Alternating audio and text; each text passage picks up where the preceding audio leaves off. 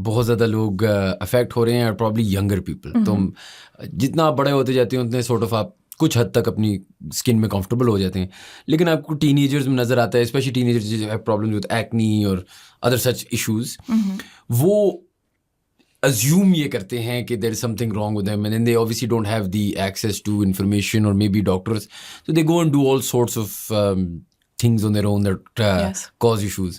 اگر آپ نے ان ٹین ایجرز کو ایڈریس کرنا ہو جو سورٹ آف اس فیز آف لائف سے گزرے ہیں جو تھوڑا سا مشکل ہے ان کے لیے, should they try things on their own? Obviously ان کے گھر والے مانے یا نہ مانے, ان کو ایک اسپیشلسٹ کے پاس بھیجنا ہے 14, 15, 16, ان کو کیا کرنا چاہیے؟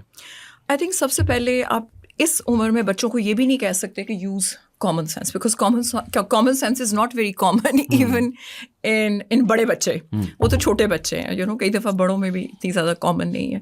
تو آئی تھنک اس میں بچوں سے زیادہ I would like to talk to their parents اور ان کے بڑے, کہ اگر اسکن کے اندر کسی بھی قسم کا انفلیمیشن ہے, کسی بھی قسم کی ایسی بیماری ہے کہ جو ایکنی, سورائسس, ایگزیما یا ایون ہیئر فال ان بچوں کو بادر کری ہے, تو please try to bring them to specialist. Number 1, اگر کوئی اسکن کا لیژن خاص طور پہ ماؤں کے لیے چھوٹے بچوں میں 1 سے 2, 2 سے 3, 3 سے 4 ہو رہا ہے, تو they can be some viral infections.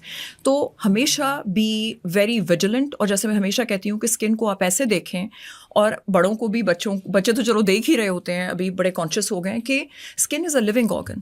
تو اگر آپ اس کو ایز اے لیونگ آرگن دیکھیں گے, اگر آپ کو ہارٹ میں ایشو ہے, اگر آپ کو بلڈ پریشر ایشوز ہیں, شوگر کنٹرول میں نہیں ہے, تو آپ ڈاکٹر کے پاس جاتے ہیں. اسی طرح اگر آپ کے شایان اسکن کے ایشوز آ رہے ہیں, تو پلیز بچوں کو اسپیشلسٹ ڈاکٹرس کے پاس لے کے جائیں. ایز فار ایز بچے دے آر کنسرنڈ, بچوں کو بالکل گھر کے اندر یہ جو do it your self masks بنانے, منہ پہ ریئیکشن لے آنا, یہ بالکل نہیں ان کو کرنا چاہیے. ان کو صرف ایک سمپل فارمولا میں بتا رہی ہوں, اور وہ یہ ہے کہ فوکس آن یور ڈائٹ. آپ ہوا کے بنے ہوئے ہیں, آپ پانی کے بنے ہوئے ہیں, اور آپ فوڈ کے بنے ہوئے ہیں. اگر آپ نے اپنے فوڈ کو, اپنی ڈائٹ کو کلین کر لیا بینگ اے ٹین ایجر, اس کا مطلب ہے آپ 90% جنگ جیت جائیں گے. Number 1. Number 2, I prescribe exercise and physical activity as a medicine. اس کا مطلب ہے you have to move your body. جو لوگ سیڈنٹری لائف اسٹائل, ہر وقت کمپیوٹر کے آگے بیٹھے رہتے ہیں, جنک فوڈ کھا رہے ہوتے ہیں, ان کا گٹ کا system, and let me tell you کہ گٹ کے اندر 70 to 80% of happy hormone producing system ہے. So if your gut is happy, you are a happy patient from the outside and in the brain. تو اس کا مطلب ہے کہ آپ اپنی ڈائٹ کا خیال کریں گے, make it very clean, and clean diet کے اوپر ہم بات کریں گے, گٹ ہیلتھ پہ بات کریں گے, اور from outside you just need a good moisturiser. اور کوئی ایسی چیز جو آپ کے اسکن کو اریٹیٹ کرے, جس کے اندر بہت سخت قسم کے کیمیکل بیس فیس واشز اور موئسچرائزرز ہیں, ان کو اوائڈ کریں. Just keep it hydrated water base moisturiser سے, اور طرح طرح کی چیزوں کا کیمیکل اسٹریس اسکن پہ نہ دیں. اچھا, talk to me but about gut health. تو یہ آج کل ایک بڑی بز ورڈ سی چیز بن گئی ہے, بہت سارے لوگ ڈسکس کر رہے ہیں. واٹ از گٹ ہیلتھ؟ میں لے مین ٹرمز میں مجھے بتائیں کہ آف کورس اس سے ایک ریلیشن آتا ہے میرے اسکن پہ, میری ہاؤ آئی فیل پہ, میری ڈوپامین یا جو بھی ہوتی ہے. اس کے علاوہ گٹ ہیلتھ میں مینٹین کرنے کے لیے کیا کیا چیزیں میں نے دیکھنی ہے؟ از اٹ جسٹ کہ یار ویٹ لاس کے لیے, اور is there other factors to this? And then tell me what are probiotics, اور یہ کیوں آج کل ایک and what are microbiomes.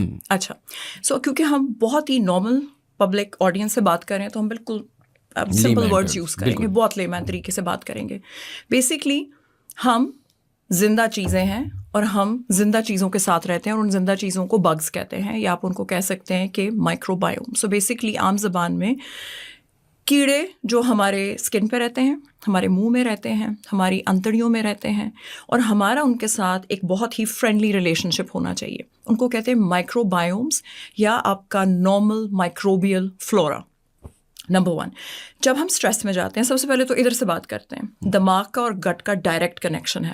اچھا, اگر آپ اسٹریس میں ہیں تو وہ بگز مرنا شروع ہو جائیں گے. نمبر 1, اچھے والے, اور برے والوں کی تعداد اوپر چلی جائے گی. بگز ہمارے لیے سارے کام کرتے ہیں, وہ ہمارے ہارمونس کو بیلنس کرتے ہیں, ہمارے نیورو ٹرانسمیٹرز, جس میں آپ نے ایک ورڈ ڈوپامین کا یوز کیا, اس میں ایک اور ہارمون ہے وچ از کالڈ دا سیروٹونن, ہیپی, جو آپ کو ریلیکس رکھتے ہیں, کام ڈاؤن رکھتے ہیں, ان کے اندر ڈسٹربنس آ جاتی ہے. آپ کو گٹ ایشوز ہیں مگر آپ ڈپریشن کی گولی کھا رہے ہو. Does that make any sense? اس کا مطلب ہے no, that's not right. You have to make sure کہ گڈ بگس کی انٹری اپنے منہ کے تھرو ڈالنا شروع کر دیں. تو آپ کہو گے how? By taking pro biotics.